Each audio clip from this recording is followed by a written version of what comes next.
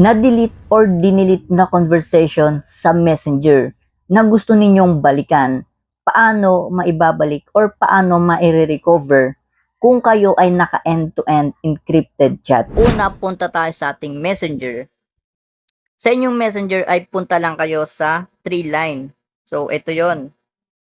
Punta kayo sa settings. Sa inyong settings ay hanapin nyo lang dito itong privacy and safety. At hanapin nyo lang dito under ng security itong end-to-end encrypted chats. Dito guys, ang kailangan nyo pinutin itong message storage. So, pindutin yan.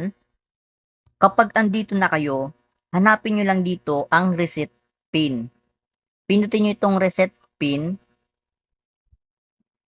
At ngayon, kailangan nyo na mag-create ng bagong pin. So, maglalagay tayo ng pin.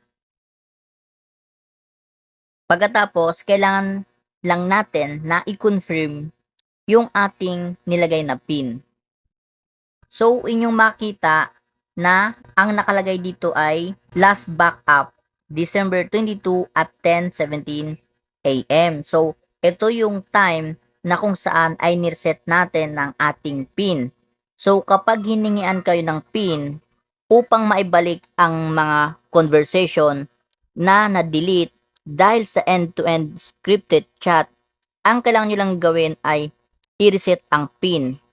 Pero kung alam nyo naman ang pin ay mas maganda, nang sa ganon ay bumalik ang mga dating conversation na mga na-delete or kusang na-delete dahil sa end-to-end encrypted chat.